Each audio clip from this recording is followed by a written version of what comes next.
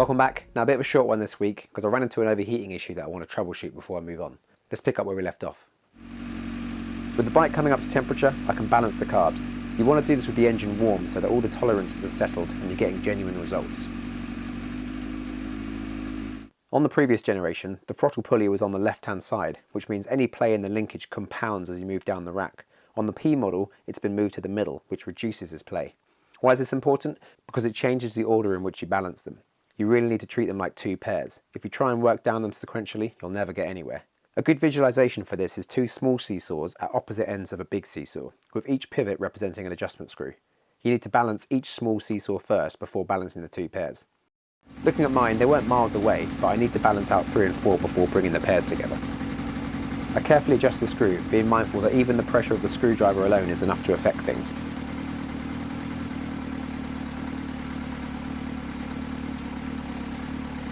You need to come away and blip the throttle to see what the true effect of that adjustment is. Great, now I can balance the pairs together.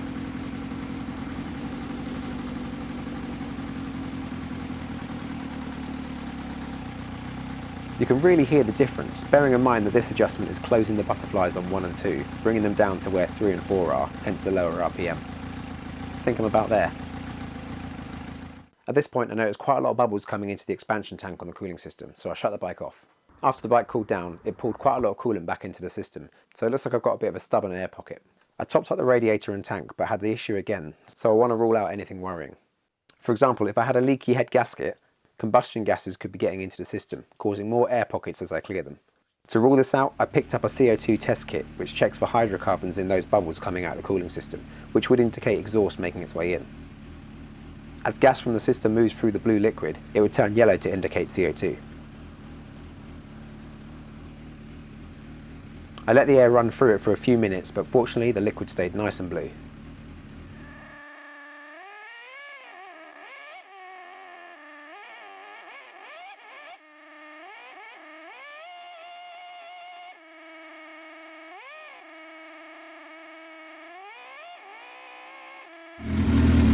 Okay, I don't know if you can hear me over this, but I've got the fan blowing cool air on the radiator so that it cools a bit more evenly.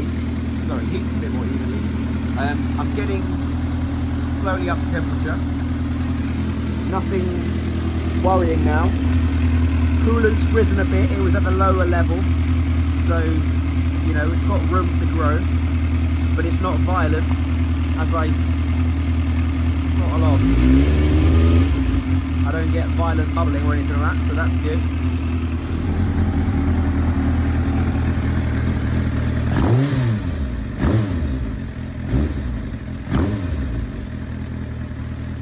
I also dropped a small amount of oil to check it wasn't contaminated with coolant. You'd know because it would look all creamy, but it looked good. The more I looked into it, people have mentioned that these bikes can be a real pain to purge the air, especially from bone dry, and it felt like an excuse for a new tool, so I ordered up a vacuum purge kit so I can start again with that. With all this faff, I realised I should probably stop being cheap and buy a new thermostat and new radiator cap, as they're not that expensive, and at least it will mean it's much more future-proof going forwards. While I wait for those bits, I'll make a start on the induction system.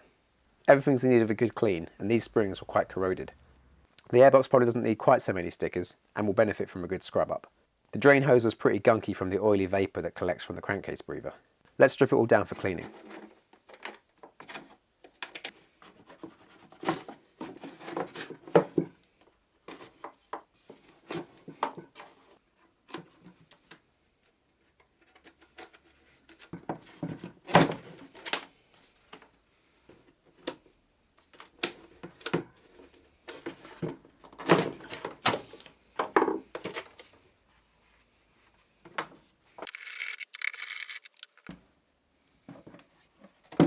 The bike's been fitted with a K&N air filter, which I'll give a good clean and some fresh oil.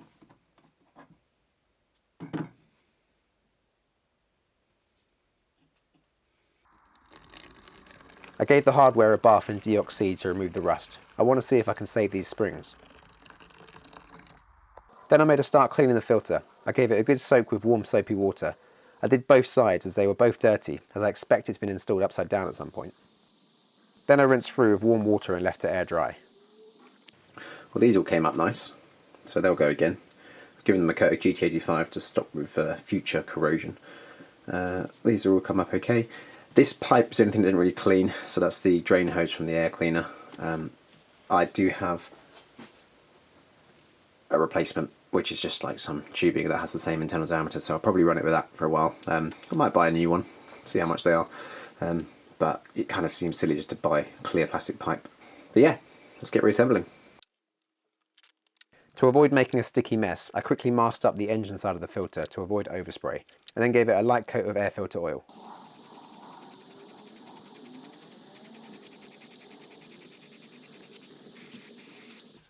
While that soaks in, I'll get reassembling the ram air ducting, which has all been treated to a good clean and dry out.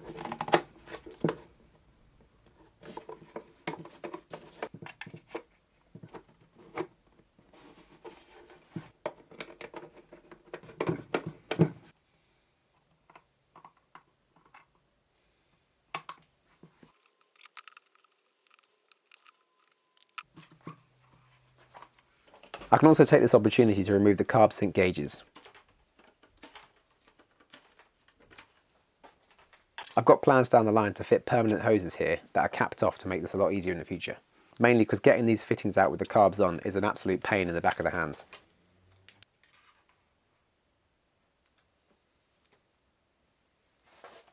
I installed the fittings for the vacuum feeds to the clean air system and connected all the hoses back up. Then I can start fitting the freshly cleaned air box.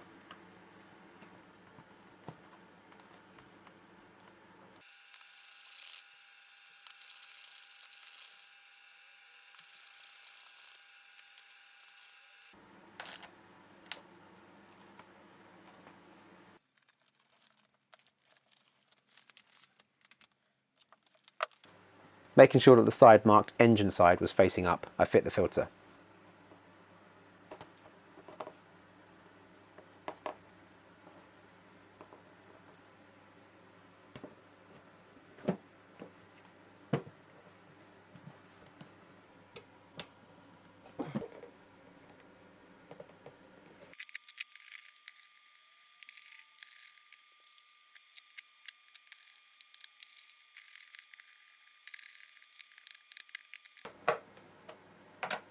With the airbox closed up, I remembered that it's a hell of a lot easier to fit these gaiters beforehand, at least if you value the skin on the back of your fingers. Oh well.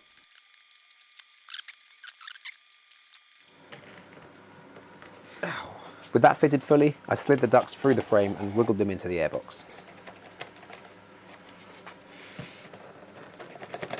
There we go.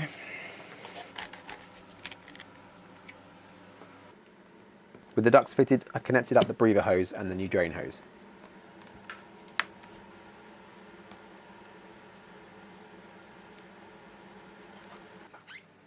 Finally, I fit the rubber connecting ducts. I'll leave the rest until I'm further along with the front end. In the meantime, the new bits have turned up, so I can have another go at the cooling system. I dropped the coolant into a clean container and then opened up the thermostat housing so I could swap out the old one for the new one.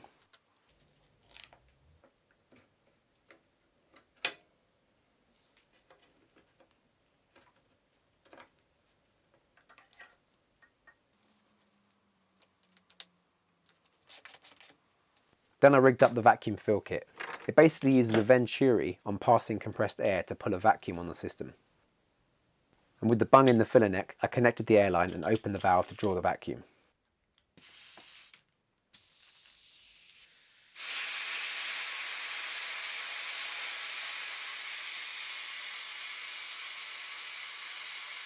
When it was at the end of the yellow, I locked it off with this valve and then stopped the air. I disconnected the airline and gave it a few minutes to see if the vacuum was holding. If there's any movement in the needle here, it indicates a leak. But it looks like it's holding okay. Well, that's good news.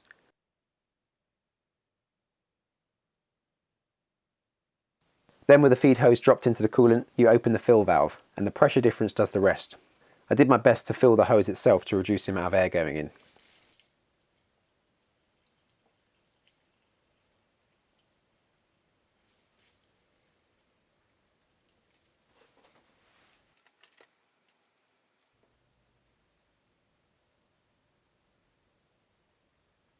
Now in theory, this has helped ensure that the majority of the system is filled with coolant and not air pockets. Naturally, it doesn't fill it all the way up, but it only left a small amount to top up in the filler neck.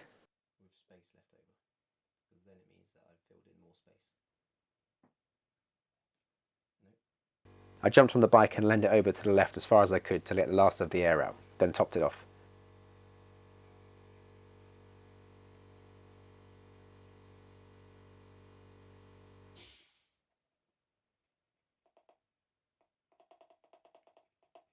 Last but not least, the new radiator cap. I don't suspect the old one had been faulty, but as I said, let's just future-proof things as much as possible. Okay, let's have another go and see if we can get to the temperature the fan comes on. The bike came up to temperature nicely, and with only a small increase in the reservoir, and the fan has come on, and importantly, is controlling the temperature really well.